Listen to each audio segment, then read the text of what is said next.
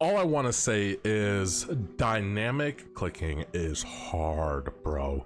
This right here is super hard, and I have a newfound respect for people that can do this really well.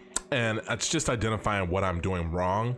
And basically I am supposed to flick onto the target, get as close as I can, and then micro adjust. I shouldn't be following the target. And after doing a ton of research, that's something that I've learned. And in today's video, I just kind of want to talk about aim training and what I've been doing, identifying my weaknesses, understanding my strengths, and one thing that I found during this whole aim training like journey, and don't crucify me down in the comment section below. I'm new to this, okay? I'm a beginner. I'm a novice. I'm gold on the voltaic benchmarks right now, voltaic benchmarks. Don't crucify me, okay? I'm a beginner, like I said, and I'm learning so many things about aim that I just didn't understand. And you guys want to see a pro here in a sec, and like just look how like smooth it is. But basically how he just flicks on target and then micro readjusts, but his micro readjusting is so freaking fast. This is Matty OW, by the way, and he is a really good aimer when it comes to aim training and then just aiming in general. But you guys can see this is how it's supposed to be done, and this is actually on the intermediate. I was on the novice one, and it's just really insane like what you can do. I want to get to this level. I saw this and I was in awe. And I know a lot of you are going to be thinking, but Newt, you play Call of Duty, you play other FPS shooters, this isn't going to help you that much. And I'm here to say, yes, this is going to help me a lot. And the reason why is because I'm identifying what is wrong with my aim, what I'm struggling with. And I thought I had really good mouse control. Turns out I don't have really good mouse control. My mouse control sucks. And that's one of the things finding out. I found out about myself also is that my micro readjusting sucks. It's really bad. My micro readjusting super bad, and it's something that I really want to work on.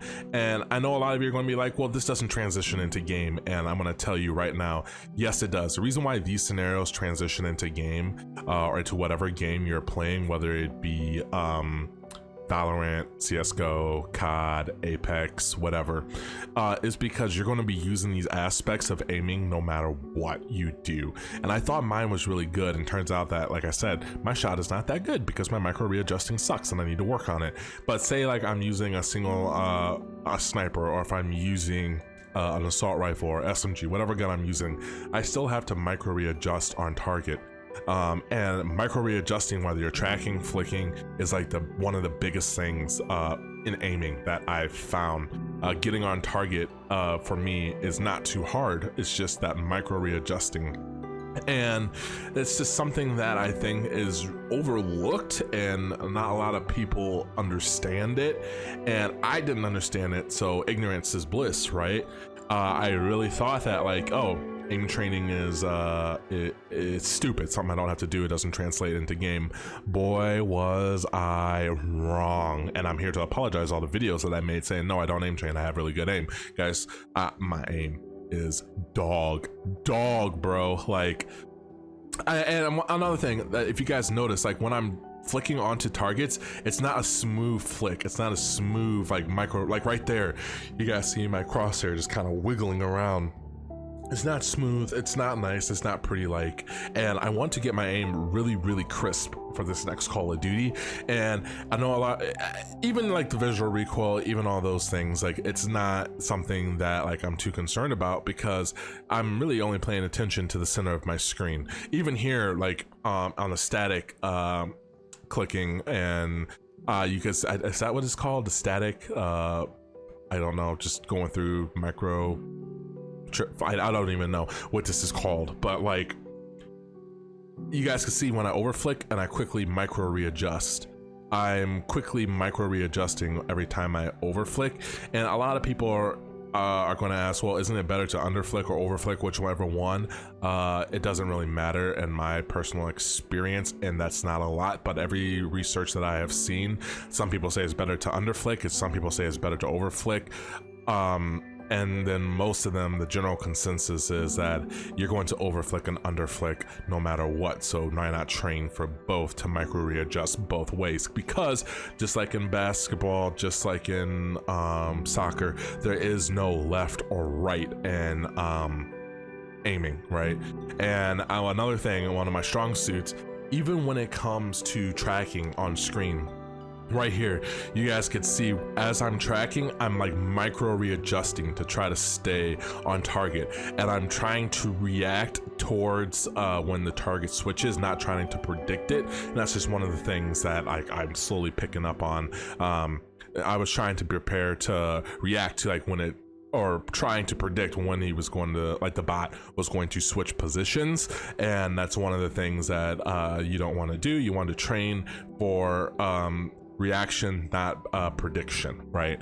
And that's just one of the things that like I'm slowly learning. Like you guys can see, I'm struggling to keep my crosshair on, but I'm like micro readjusting even when I'm tracking, which is absolutely crazy. I never even thought of anything about that or anything like that.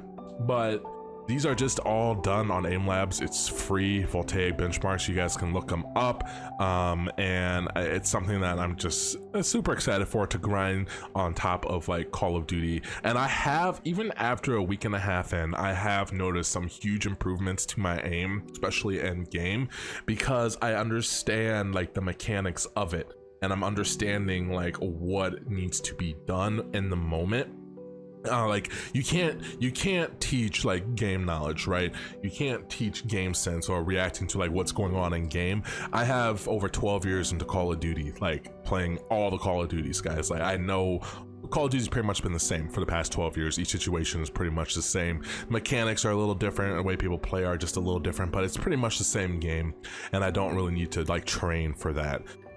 Basically the maps are almost all the same. You can kind of figure out what's going on and understanding the routes and everything, but that doesn't transition into, especially like with me being on mouse and keyboard, and playing and aiming with my mouse raw input, I want to get my skills as crisp as I can, and these are one of the ways that I can do it. So if you guys have any questions for me, let me know down in the comment section below.